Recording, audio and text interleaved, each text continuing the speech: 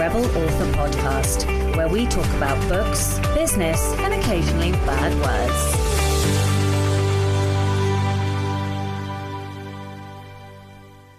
Hello, Rebels, and welcome to the 1-year anniversary of the Black Herron. This is episode 12.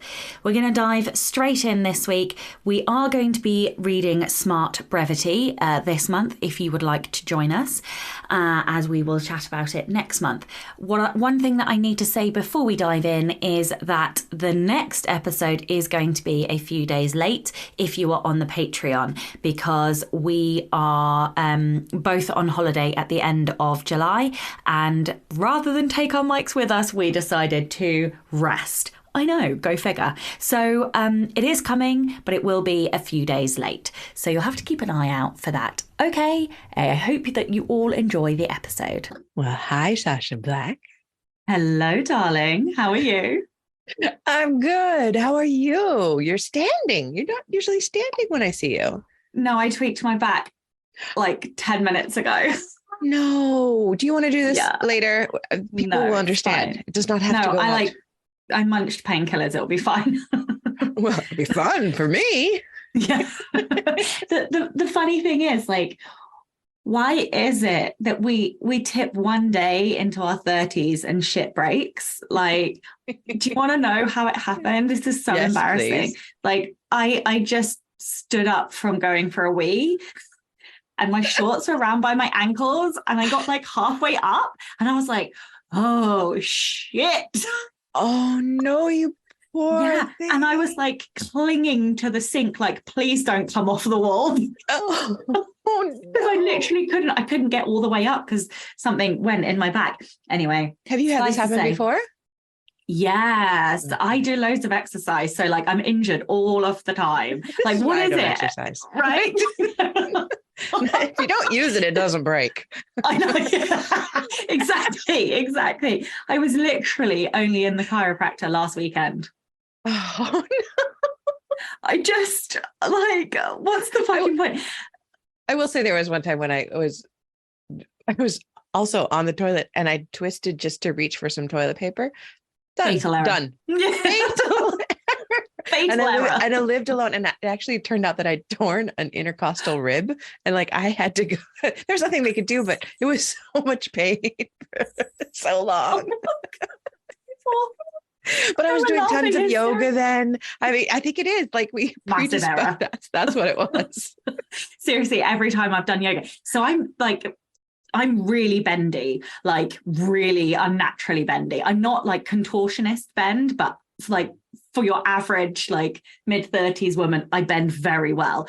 And yoga was always a problem for me because I would overbend and like injure myself. My party trick when I was 9 months pregnant, I could still do the splits. That was my party trick. Oh my God, that is asking for trouble. I know, right? Begging for trouble. I'm so sorry you're in pain though. So is this but now we have to go to like logistics and like process stuff. Is this a rising desk that you have, or did you just put your computer on a box, or what do you do? No. I have I think it's called Purus or something, and it's like a glass desk, and you can write on it in chalk pen. So if ever I'm in a meeting, I know it's so cool. If ever I'm in a meeting and like I'm like, oh shit, I need to write this down, and I don't have a post-it. I mean, I always have a post-it, but if I didn't have a post-it, I just write on it in chalk pen. It's so fun. I'm trying to figure out how I can make that work here. Now I could just get a piece of glass. Or perspex over the top of your, just like get a piece of perspex cut and then just put it straight over your desk. It's literally the best thing ever. I'm always writing notes on it. Because I was writing stupid notes, and this is going to sound stupid, but I hate to waste a post-it on them. Like I'd rather exactly. So just write it on your desk. Always have glass cleaner, and make sure that the cats don't go on the desk whilst the chalk pen's still wet, especially if they have white fur and your pen's neon. I believe that's the voice of experience I'm hearing. Well, besides the back, how are you? How has this month been? I'm rather boring. I feel like we should start with you. Okay, we'll start with me because I'm easy. Yeah. Okay. How are you? I'm good. I am, let's see, finished the revision on the parts of the memoir that I want to send to my agent, and I'm just waiting to hear back from a beta reader before I send that. And I've been doing my 500 words daily, but they're like turning into 1,000 words. But I only do it like 3 or 4 times a week. But it's just adding up so fast. It's just such a rush to do that. I launched a new Patreon level called Rachel Says Plan. And that's been where we start tomorrow, which is the first here in New Zealand. And I'm just going to help people plan their writing. That's all it is. Like, that's my favorite thing to do. I'll give them like a PDF to plan their month, and then they will have accountability, and they will go in and talk about it. And then at the middle of the month, we'll do the famous patented Rachel rejigger dance, where everybody goes, I failed to hit my goals.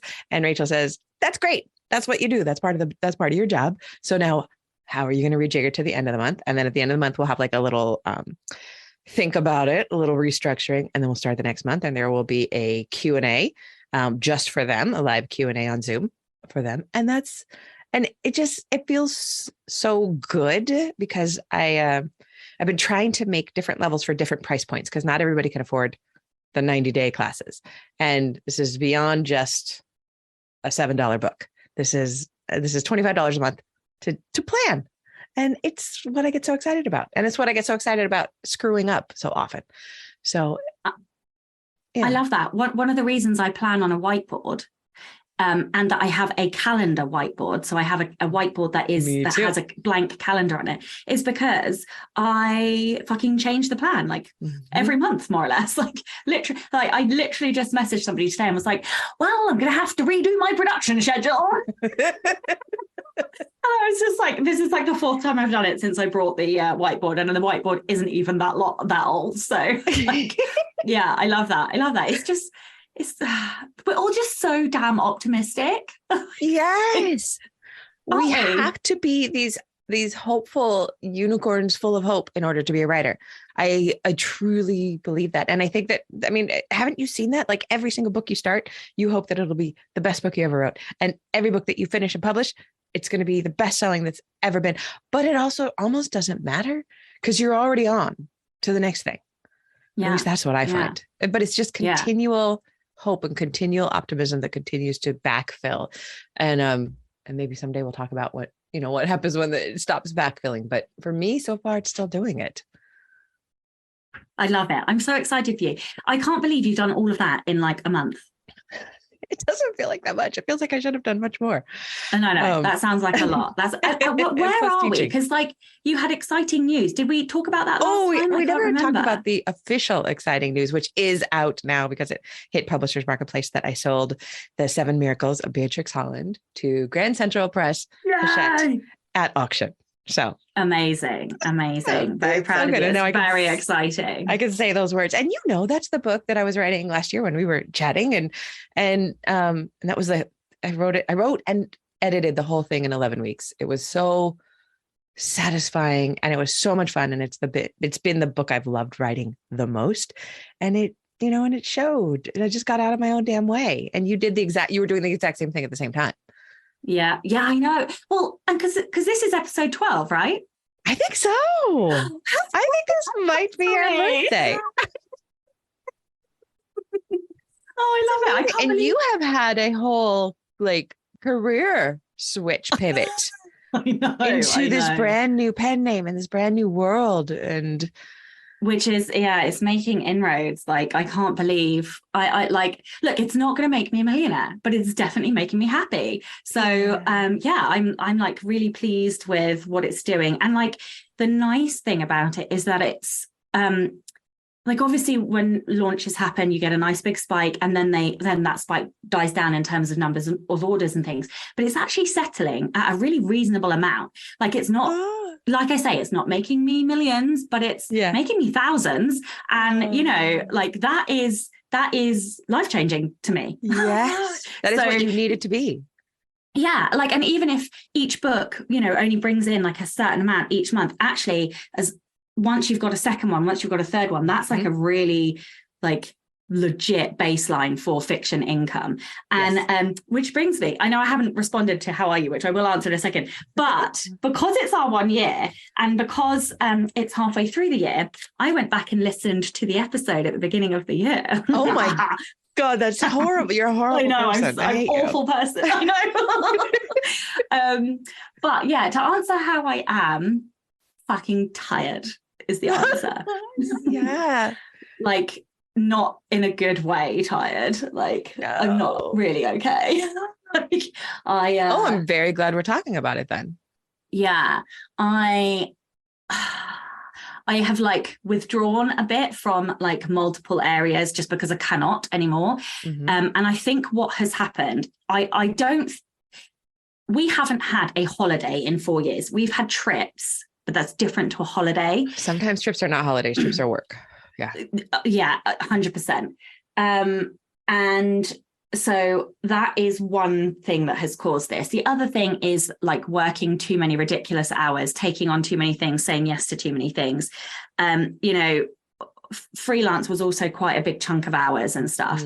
And, I was doing all of those hours, but then I was also trying to run a full-time business at the same time. And like all that does is mean that I work until 10:30 every single night for like the last 4 years. That's not sustainable. It's apparently not sustainable. So I would say about a month ago, I knew I was tipping. I don't feel creatively in burnout, but it's more of a physical exhaustion. So yeah, I have had to, and really dramatically in the last 2 weeks, like actually take some just days off and like not. Like a human being.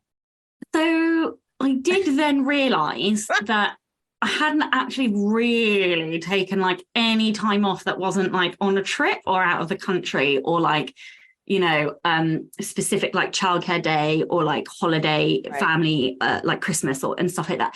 And like most people get like in the UK, like, 4 weeks of holiday a year. And so yeah, I haven't really done that for 4 years. So yeah, basically I'm really tired. But it's a problem when you love your job, right? And it's fun. Yes. Yeah. But because you don't feel like you need a holiday, except apparently you do. For me, it's actually work. It is work I assigned myself. And because that's the only way I could do it is if I say this is your one job today to not work. And it's actual work, but that helps. So what are you going to do about this? Well, so here's the interesting thing. I broke my book this week and and this is book 3 or book 3. No less than 4 people, bastards, all turned around to me and said, do you think you need to take a day off? And I was like, no, I absolutely do not. And then they were like, but do you? And I was like, oh, fuck off. So I took a day off and I sat on my ass and I watched like 3 movies that were all the trope for this book. That's still working. Okay, but I'll let you have it. And do you know what happened? I came up with like 12 different ways to fix my book. Because you sat on your ass, not working. Because I sat on my ass watching movies and I was so cross about it because I was like, fuck of you that this works. And I'm going to go out on a limb and say that you were not even like, you didn't have pencil in hand and you weren't thinking like, I'm thinking about my book. They were probably just, were the ideas just rolling through your mind as you watched? Were they presenting themselves or were you going into your brain and grabbing them?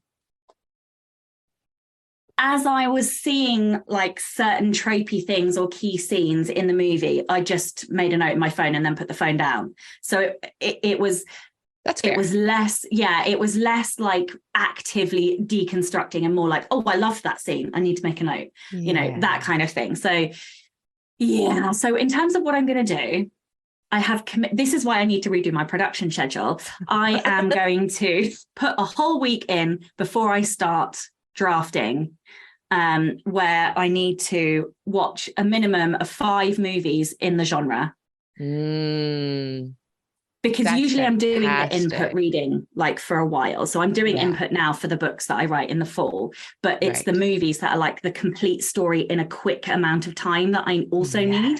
So yeah, I'm gonna redo my production schedule to add more time in, which isn't really about the work. It's not taking rest, but I have a holiday coming And what are you going to do on it? Nothing. Good. That was the answer I was looking for. That was a trick question. I thought I'm you going were to about read. to fail. No. Yeah, no, we're going to Turkey for 2 weeks and I'm going to sit on my ass and I'm going to read. I'm going to play in the pool with Atlas and then I'm going to read some more and then we're going to play games and then I'm not going to cook anything and somebody else is going to cook for us and it's going to be fantastic. When do you go on that trip? The 18th of July. Funny enough, like I hit that wall shortly after we spoke and I was like, we're booking a holiday. I just don't care how, we're just doing it. And so we did. But yeah, so 18th of July, we're going for 2 weeks and I cannot wait. 19 days. The most predictable way for me to refill that kind of drought is to sit on my ass and read as much as I can. Yeah. And only what I love. I'm not reading for work. I'm not reading. It's only for passion. And once the passion dies in a book, if I'm like, I don't want to finish this book, I throw it into the ocean and never look back. Like it's dead to me. Yeah, it's funny because I was going to take 3 workbooks and I had literally just decided that I need to read them before I go. So yeah, I'm going to read them before I go because I think when I'm out there, I just need to read for fun. You need to read for pleasure. What are the workbooks? Don't forget that thought that's in your head, but now I want to know what books you want to read for work. Oh, they're just for our Patreon masterclass. Oh, okay. All right. Yeah. No, yeah. The other thing that I learned is that this is so sad, but I don't really have anything that isn't work or the gym. And both of those things are draining in different ways. So like, obviously I go to the gym, but that's like draining on a physical level, which is then compounding the mental drain from work. Mm-hmm. And the gym has a lot of benefits for me. I sleep better. I'm more positive, like all the rest of it. But actually, what I'm finding is that it is compounding the exhaustion at this point. So I've had to reduce a little bit how much I'm going to the gym. But what I've started doing is bullet journaling because I used to do it. I used to do it. And I stopped because I made it an industry. I was like, it's got to be perfect. Has to be perfect and arty. And everything has to be ticked off and what a perfect. So, yeah, exactly. So I was like, no, this time, yeah. So I just brought and we don't tell Chloe, but I spent £36 on stickers. And £36 on stickers is that's a reasonable start. I felt like it was, but also we're not going to tell her anyway. So yeah, I bought and now I'm like, no, we're allowed to make mistakes in this. This is just for fun. And oh my God, the pennies I have generated. Oh, yeah. So in your Bujo, are you just tracking things or are you also like doing little mini journaling? What are you doing in there? I am going to do wins for the year. Every month I'm doing 30 days or 31 days of gratitude. So 1 line a day. Mm-hmm. I am putting like the planner bit in it. So I put my to-do lists in there. Reading tracker. Like I saw somebody online, like prints out the little book covers cute. And then sticks them in. And like, it's the most laborious, ridiculous thing ever, but it made me fucking happy. So I'm doing it. And I brought little star review stickers so I can color in the stars. Like, do you see what I mean? It's just the most indulgent, ridiculous thing ever, but it's bringing play. Joy. It is. Yeah. You're talking about play. You're giving yourself play. And I think exactly what you're talking about. So you had work and the gym, both are productive and you enjoy both. And they were producing something and the Bujo cannot produce anything for you. No. It is. I mean, it's helping you. It's assisting you. It's a tool, but you can't sell it. You can't commodify it. It's just play. That's what you need. Yes. And it's creative. The point is it's creative because that's who I am. So like to create pennies, it is like, it's a creative thing that creates pennies for me. Like, yes, the competition loves the gym, but like the other big part of me needs that creativity. So yeah. Oh, that's beautiful. Yeah. I think that's most of my news, but I think we should talk about how the year is going. Oh God. Okay. What did we say? What delusional things did we say at the beginning? Well, no, yours was actually very reasonable. You were predominantly talking about your connection project. Oh yeah. Yeah. And so you were saying you wanted to engage in more thoughtful ways and connect with like almost mini memoir posts like on social media. That's kind of exactly what I'm doing. I know, like the it's 500 word lovely. project. That's what I'm diving into. Yeah. Go on, please. Go on. I'm liking this. You also said that you were going to ask current readers what they want, and then you were going to deliver it. Haven't done that because I forgot. I'm going to make a note. And then you mentioned tracking engagement and the last one was using your one question decision tree. Oh yeah, no, I've forgotten that one question. It was about, is the thing that you're about to do creating meaningful connection? Oh, that was very smart of me. It was. You were so smart. But I think that I think I'm honestly doing that. Like this whole crisis of, this midlife crisis that I'm going through, that I wrote this essay about it, and I had typed, is this a midlife crisis? Am I in a midlife crisis? But my fingers accidentally typed midlight crisis. And I'm thinking about this midlight. What does midlight look like? And every time I sit down, I'm kind of thinking about how I want to connect and what I want to say, and kind of wait. It's almost like my project right now is the search. I've always had a magnificent goal, like a huge goal, a goal that I shouldn't have, a goal that I shouldn't take. And then I go for it. And then I normally get it. And right now I don't have that new goal. And somebody told me, some asshole who was immediately, right. And I think it was in response to a Patreon that I posted from those 500 word things that I've been, collecting together. She said, maybe your job is just to wait and listen and search. And I'm like, well, that's stupid, but Brilliant. I can't quantify that. I can't go for that. I almost have to just be in the moment and look around and feel, because I've gotten myself to the place where I wanted to get. And what do you do when you get here? What is next? And so feeling that and connecting and using that to connect with other people is exactly what I've been doing. For me, I think my version of your bullet journal is my morning pages, my journaling, which I'm actually writing about right now. So I'm thinking about this connection. They are absolutely useless. There's nothing in them that you couldn't go through them and pull out beautiful Rachelisms to share with the world. It's just me whining about plans is basically what it is. And then reinventing the wheel. Like every day I whine about plans and I reinvent the wheel, because my futuristic is so high that I live completely in the future. And then I even have a practice in my journal, and I call it AIR, which is A for appreciate. So that's basically my gratitude. I is for intention. What is my intention for the day? And R is for remember, because I have to say, this is a freaking journal. You should you had something amazing happen yesterday. Can you please write it down so you can remember that? And it is useless, and it is useful only for me. And it is so pleasurable. And then what I get from that is something that I can then think about and write into something that will connect with somebody else. Does that make sense? It sounds so airy fairy, but No, I think it's amazing. And it's super intentionally connected in a way, because you are taking the joyful things and finding a way to connect with the readers, right? Yeah. So you're translating it. And I think that's magical. And I think you are fulfilling exactly what your goals were, even if you had forgotten them, which is even better. It's like your subconscious was connected to your consciousness. As it should be, as it didn't used to be. Did I have anything else on my list?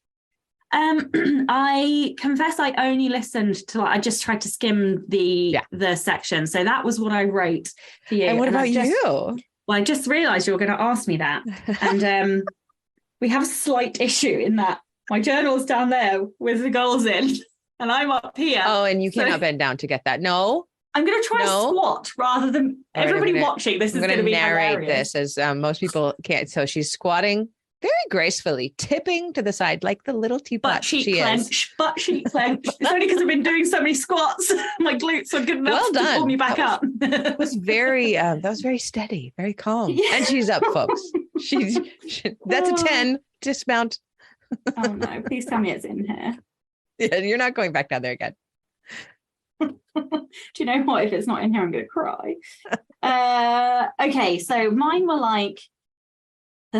okay, so just to run very quickly through them. It was loads of fiction books, some non-fiction books, some courses, an audio book, establish a viable fiction pen name, You've continue done that. coaching, read more books, and then get fiction audio coaching. But that has taken a different path now. Learn to bake scones. Haven't done that one yet. Though I did text my mum this week and ask her to teach me. Good. So you took a step toward that. Yeah, I did. And I loved that I came back, and when I found the goals, I was like, oh, look, that's my goals. That's wonderful. Yeah. So I kind of, I don't know. I kind of feel like I am. I mean, I'm not going to do as many. I mean, I had 3 to 4 fiction books on there, and I will have 3 done. Which is incredible. Yeah. I mean, that's so good. Why am I such an asshole to myself? Like, I just cannot. Know. I just am such an asshole. I just can't.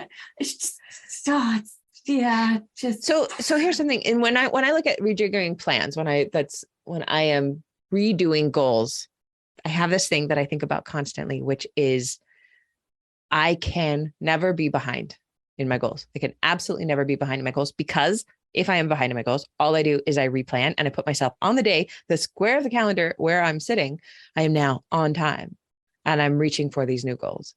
Have you sat down? You said you were going to rejigger the production calendar, but have you done that? No, because I literally made the decision today, and I've been in back-to-back podcasts. Yeah, no, but funnily enough, that is also what I do. And that's why I rejigger the production schedule so often, because I just like to keep looking forward, not looking where we've come from, says my context at 33.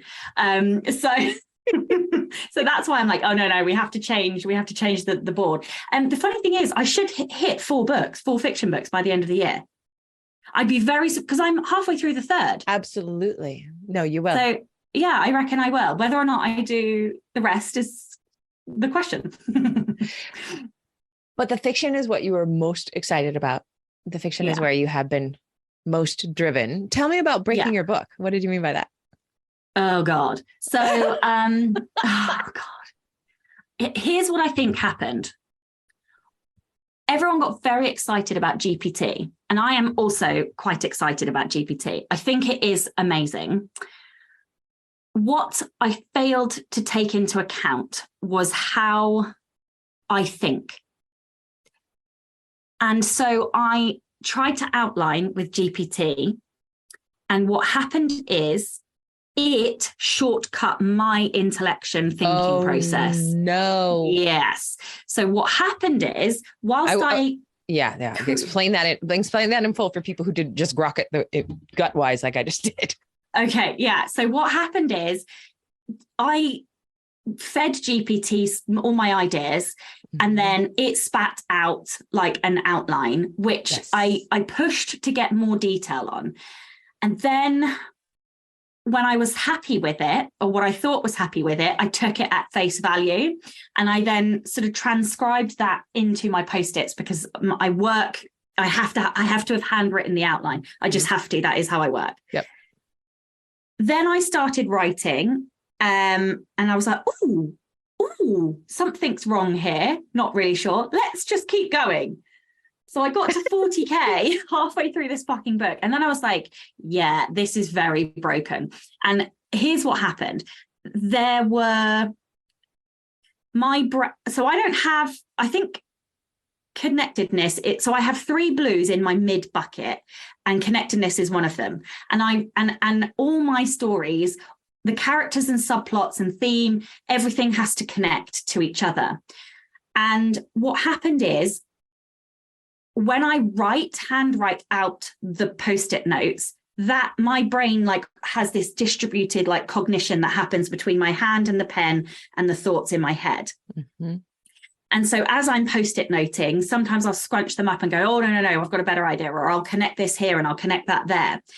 And because I was almost transcribing with a little bit of extra detail what I'd created in GPT, I didn't do any of that connecting. And I didn't realize I hadn't done that connecting until I got halfway through the book and was like, where are all the other fucking characters? So far, we've had a lot of fucking between 2 characters and a little bit of fantasy plot and not a lot else. And I was like, oh shit, there were so many holes. There were not enough subplots, not enough subplots the key subplot that should have been there wasn't really there, and basically it was very, very broken, and I was like, I actually can't work with this. So that's when I was like, okay, we need to stop, watch some movies. So I watched movies, picked out all the things that I should have been doing, and so I just started I have just gone, let's pretend I didn't write anything and start again with an outline.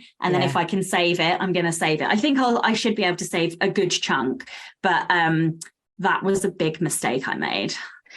I love that you're saying this though, because what you got was a beautiful glossy product that looked and felt great. And it tricked you into believing it. I once wrote a synopsis for, it was Hush Little, no wait, I think it was Hush Little Baby. It doesn't matter what it was. I wrote the synopsis to sell the book, and I wrote it well, and I wrote it what I thought thoroughly, and that was basic. And I don't plot, so this was my outline, and my agent loved it, and the editor paid for it.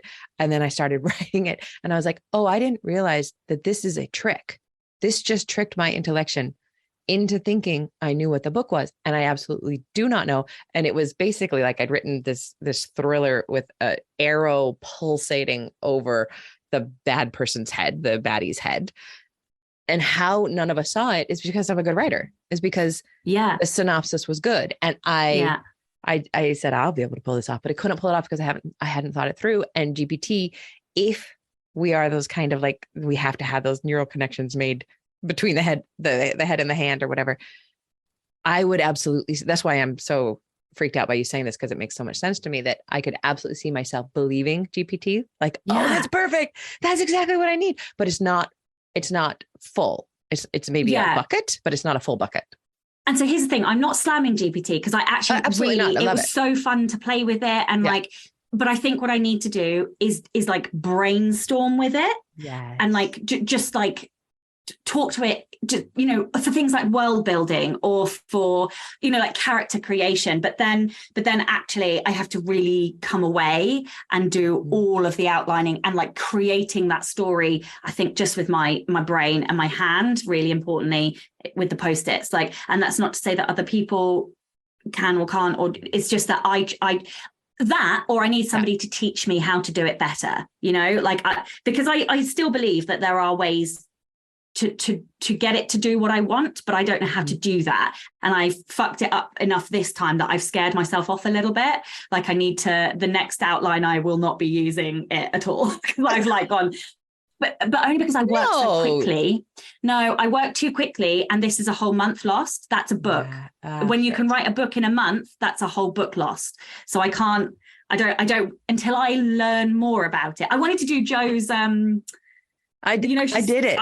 Did you? Oh, yes. I just heard on her podcast this week, she's going to do another one in August. I was like, I'm signing up. Just sign up for it, because I couldn't attend it live. And now I'm going through it slowly. Like it's literally open on my screen right now. So every time I have like 10 minutes, I go in and look at more. But her connections that she's making are so, so helpful to me to know what different ways I can use it. And like, while you're talking about, re-plotting, re-outlining, I would feel free to, like, if I were you, to go back and ask questions when you're stuck on the outline. Like, can you give me I love asking questions like, can you give me 25 ideas? Because 24 of them will be wrong. And the 25th will also be wrong, but the 25th will say, it will make your brain think of the thing that you need. So use it more like a bouncing off buddy right now as you're building. Yes, because, and isn't this interesting? Because Chloe, when I broke the book, Chloe, Ellie, and 3 other people were like, because I was very dramatic, you understand. I was like, no, it's broken. I cannot rescue it. I cannot save it. I'm actually very sad that I missed that part of the process, because I do enjoy that drama. I'll Marco Polo you next time. Yes, please. Anyway, Chloe was like, you do realize that you do this about this point in every single novel? I was like, no, of course I don't. And then after 3 people told me that, I was like, all right, fuck off, whatever. But what she said was really interesting. She was like, I don't want to sit down with you and listen to you talk out the plot this time. And I was like, why? And she was like, because you never use my ideas. What you do is you listen to me talk, and then you go, no, this is the answer. I'm going to play this for Lala. This is not a fight we've had, because it's not an argument. It's just a frustration on her part. She has said those exact words to me so many times. She's also the one that pointed out, maybe, I don't know, 10 books into my career. She's like, you do this every time. You always think this is the book that you will not complete. And it always is. And I'm tired of it. because you always figure it out and you don't take any of my ideas, but you steal what you tell me is wrong. And then you use that in some weird way. And then it's your idea. Yeah. Yes. But I need to be asked the right question. I need to be asked the questions. And the questions then get my intellection thinking. It's deeply frustrating for myself. But I bet you could ask GPT to ask you questions. You could say, act like my partner who has heard this too many times. Can you ask me questions about this book regarding? Yes, absolutely. Try it. I feel like a genius for having thought of it. Yeah. Okay. See, now I'm like, ooh, maybe I will go back. You can challenge it. Try to poke intellectual holes in what I'm doing right now. Ask me questions about this scene or about this plot or about this character arc. That's a good idea. Okay. I will do that. And I will also make a note to take Joe's course because I'm like, I don't want GPT to beat me. Says number one competition. I'm like, no, fuck you. You will not beat me. I just need to find another way to work with you. Well, and that's the nice thing is that I think there's a bajillion ways to work with it. You know? Yeah. Oh, that is so. Just last night I was playing with it because I've been trying to approach this Venice memoir for many, many years, and I've always what is her name? Cami Ostman talks about in memoir we have the what and the so what. And I've had the what of the Venice book for many years, like, because Venice is, a second home to me, but I haven't had the so what. So I was playing with so what ideas and I threw this question at it. I was like, one of my favorite Venice books is Joseph Brodsky's Watermark, where it's just a little memoir about being in Venice in winter. I was like, how could I look at Brodsky's work in terms of my own memoir? And it gave me like 15 great ideas.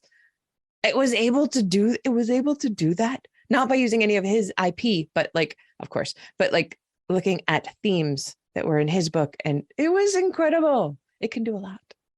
Yeah, and this is why I want to be better at using it. Like I was really all like gung-ho trying to use it, had the paid subscription. Mm-hmm. And then like when I broke my book this week and I was like, oh my God, why are there so many holes in my brain? I was like, and it was like cheese, holy cheese. My brain was a Swiss cheese, and there were just these black spots of voids, and there was nothing. And like I did make another mistake as well. I separated, like, this is not important, but anyway, I made another mistake, and I have rectified that mistake now, which is a catastrophic structural change in the book, but that's not the point. So I do want to. Sorry, I want to push back on one thing that you said too, and you can fight with me. But you said, a month is a book. A month? Yeah. Oh, I love your face. Just no, I'm going to fight. That's what Tasha's face is saying. But a month is a book in the best case scenario when all the best laid plans are perfect and you're feeling healthy and other things are not going on. Best case scenario is 12 working days. Okay. All right. So the last three or four, I can't remember now. The last 3 or 4 books have been between 2 weeks. So 12 working days and 16 working days based on me doing a 4-day week because of freelance and only working school hours. So yes, it is like, and like when I have the data, a month is a book. So that month includes all of the days that I'm not writing. Okay. No, yeah, it's not a perfect month. It's a 4-day week. It's just school term time, school hours. Yeah. Which is why, but obviously I don't write a book every month because I have a lot of green strengths that need input and new stuff and learning and all the rest of it. But if I'm writing, then the book should be done in a month, if that makes sense. If I hear everything you're saying, data-wise, yes. And sometimes we accidentally walk down the wrong trail because either GPT has fucked us over or we're just fucking human and you walk down the wrong trail in a book. And I think that's what I'm pushing back on. Like a book a month is fabulous and you're going to be able to do that most of the time. And when you do walk down a path that it takes a couple of weeks out of your schedule, you're not doing it wrong. That's part of the process. Well, yeah, but I want that front loaded. And I think that's the difference because I've sped up so much in the last Yeah. 2 years. I used to have a lot more percolation time, and not just percolation, but like a lot more, like I take in and consume a lot more. And so that's why I'm saying I have to rejigger my production schedules to have like a really intense week before I start where I'm like just gorging Yeah. input. Yeah. And because I'm always reading, like, and that's another thing that I've had to do. Like I went from like, why am I so creatively drained? And because I was like barely reading a book a week to like devouring 5 books in about 4 days. And I was like, oh, That will fix everything. Seriously. Yeah. So that is another way that you play. That's like a huge way that you play on a daily basis. Like you have that. And yes, it is feeding your creative well. And yes, it is essential for work, but it's also something you just enjoy. Definitely. Yeah, I have tried to be better at reading because I had gotten quite bad at one point. Yeah. All of these things sound like they're good. They're giving you information on moving forward. Yeah, and like I really like having a structure and a system and knowing that things are going to take me approximately this amount of time and I need to allow this amount of time for, thinking or whatever. Like I'm totally okay with having to extend how long it takes me to do a book because I will legitimately include that additional week, like in the timeline. You're building the buffer in. You're building the appropriate buffer in, is what you're saying. Yeah. Yes. And also being far more intentional about what I read. So like the next series is a vampire series.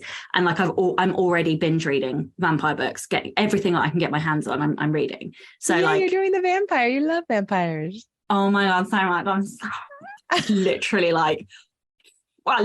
like shudder, jiggery, that's so excited.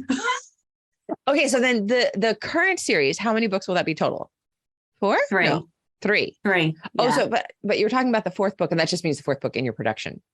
Yes. Schedule. Okay. Yes. All right. 4th book in my production schedule. Yeah. 4th fiction. Yeah.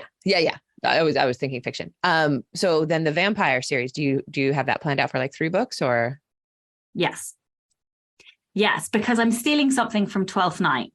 So one was born a vampire, one had vampirism thrust upon her, and one chose vampirism. And so it's like the 3 houses.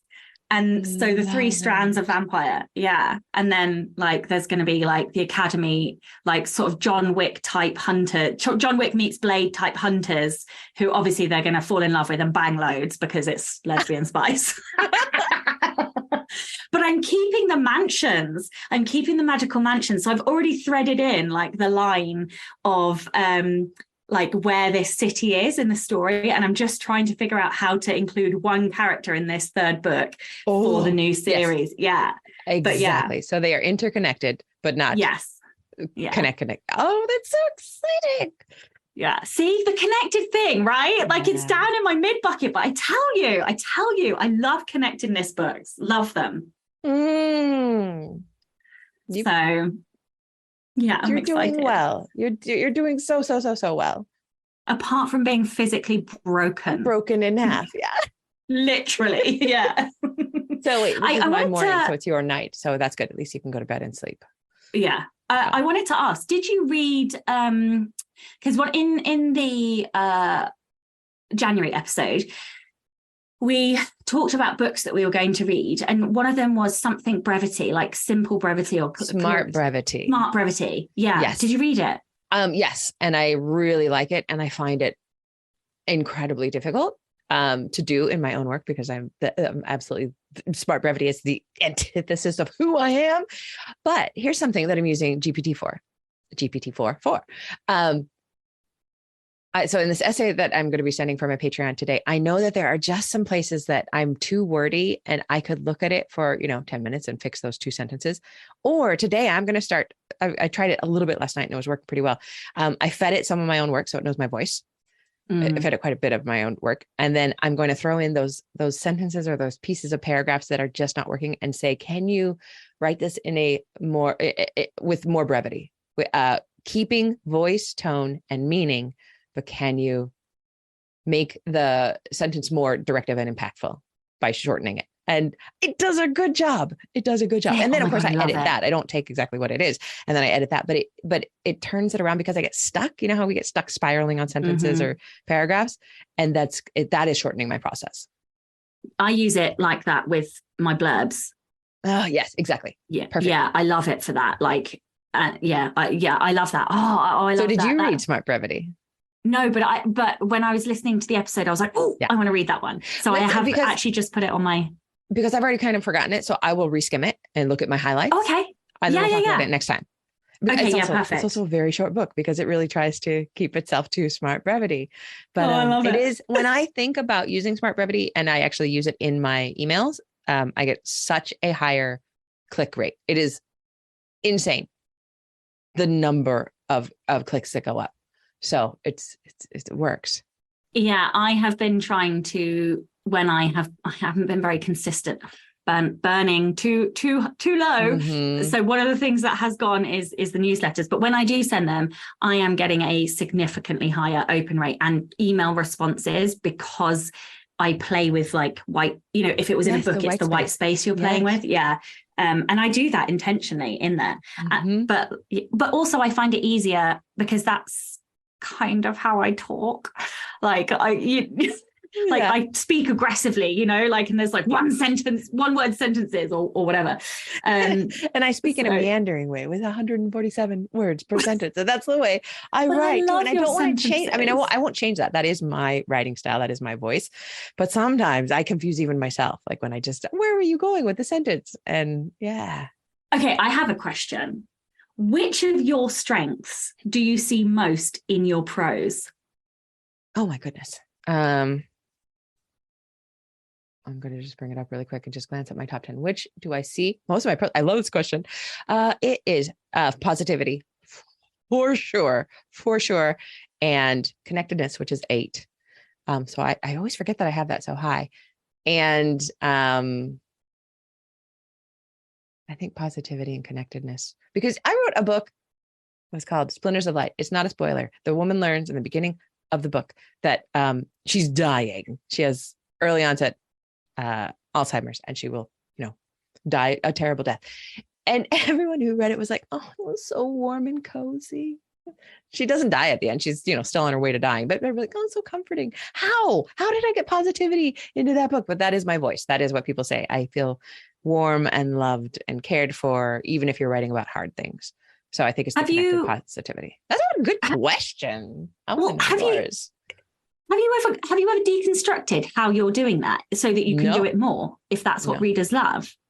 I have never, but I might try to use the patented, I can never say that word, patented Sacha Black method of doing that. I have no idea what it is. Well, I'm just curious because I was talking to somebody today about voice and brand, and that over the course of a career, when we start, basically we're very mechanical with trying to create brand. It's a lot of colors and imagery and who are your comps and what are your keywords and that kind of stuff. And then over the course of your career, you develop something that's like Gestalt. It's like the whole is more than the sum of the parts. And it's like a feeling and an emotion, but you can't really articulate that in the beginning. And if someone were to ask me what, this person was like, can you articulate to somebody who's brand new to your books what they will go away with? I can't remember quite the phrasing. And I was like, yeah, when they buy my book, they also need to buy a hand fan, right? Yes. Right? Yes. And probably not read it at work.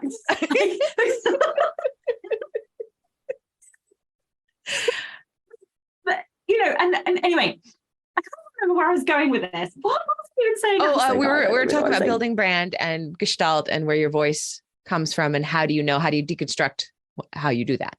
Yeah, but anyway, so this was it. So if those are the strengths that you're putting into your work, how, I don't know, I suppose it's a question to your intellection, how can you identify those places where you've done that in order to almost inject steroids in it so that you can do that to the max? So it's basically buttering. Yeah, your specific skill. Specific voice. Yeah. I really will think about that. I'm going to journal about this. Oh, please Because I think, Marco me and let me know. yeah, yeah. Let's maybe try to remember to talk about this next time after we've thought about it too, because I think what that does is kind of like when we're appealing to universal fantasies.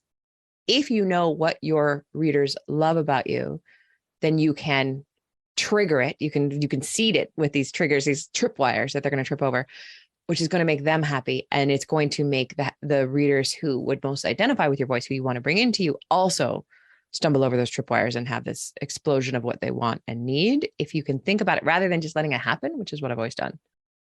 Is it the same for your fiction and nonfiction? It's exactly the same. And can we go back to GPT for a second?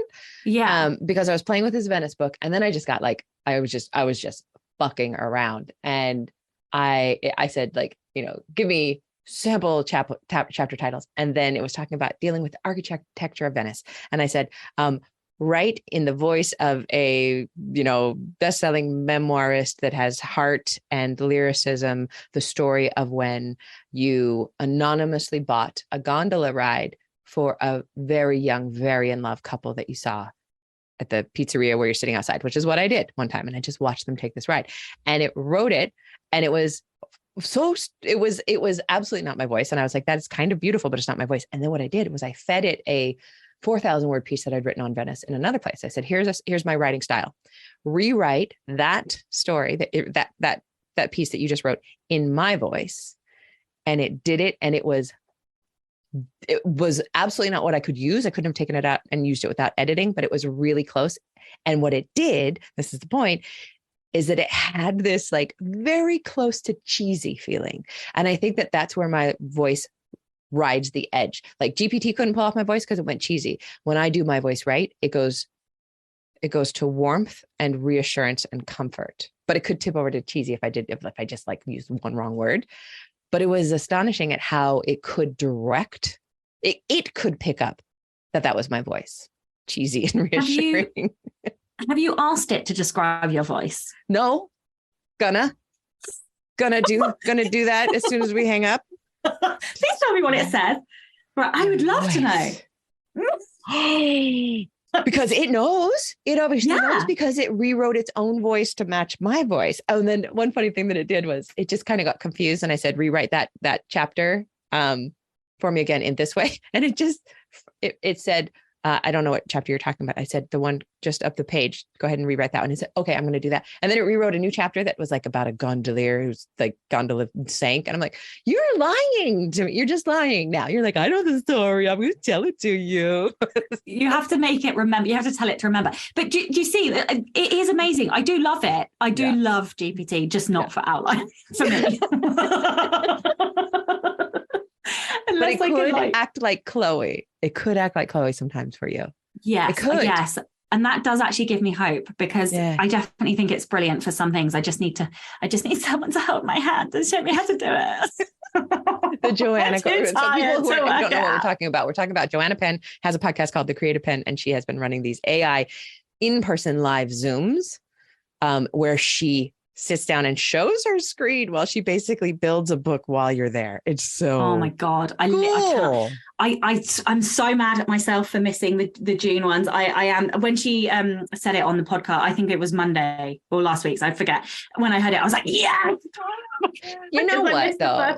Yeah, you're gonna love it. It's gonna be perfect. It's going to reignite what you can use it for yourself, and what you don't want to use it for, which is outlining at this point. Exactly. Oh, I think that was I have been. One of the things I nudge Becca to talk about occasionally is like what strengths look like in prose, because I find it so fascinating. Oh wait, did you answer that for me? What are your strengths in prose? I don't think I did, but I'm now indie authors. When I read their books, I'm trying to pick out what their strengths are, and sometimes I get it right. Yeah. Oh no, but in their books, she does it. No, I know, but she does it like for movies and stuff. Oh how she does that when I read their fiction. Yeah. Oh, that's so smart. Yeah. And now I read certain. Oh yeah. Okay. Sorry. So I think it's slightly different for fiction and nonfiction. So I think for nonfiction, it's learner competition, which is the one that can break everything down and explain how to. Mm-hmm. And it's very definitely that combination. And I think there's probably a bit of self-assurance in there. That's the, I don't give a fuck, like just definitely. The whole snarky dick jokes kind of. So I think that's those three. I'm still trying to work it out for the fiction. I'm pretty sure it's competition, command, and activator. Oh, yes. Yeah, I'm pretty sure it's those three. Yeah. But also maybe a hint of self-assurance in the characters. And also I'm going to say with the connectedness from coming up from the middle, like tying those top strengths into this little juicy knot that is your books. Yeah, you know? yeah. Like a wraparound. Exactly. A little teeny tiny blue bow for my poor dead heart. And on that note, all right. So next month we'll talk about smart brevity, and we'll talk about this idea of specific. I don't know. We'll just continue maybe talking about GPT and how it could help us. And I want to know, where do you expect to be? You're going to be on holiday. So you're not going to get very much done, and that's okay. You're planning for that. Well, we will have to talk offline about when we record, because I am going to be away the whole end of July. So either I'm taking my laptop, but I'm not taking my mic. So either it will be me on shit audio, or we'll wait till we get back. We'll deal with that offline. Yeah. So listeners, It might be late. I might be late, and that is okay, because Sasha will be on holiday. Oh, and I think I'm going on a 5-day break right then too. So we definitely need to talk. Okay, we'll talk offline. Little holiday. Okay. All right. Happy writing. You're amazing. Thank you for looking up the beginning of the year. That was very, very awesome. Okay. Bye. Bye. Don't forget to tune in and subscribe on your podcatcher. And when you have a moment, please leave a review.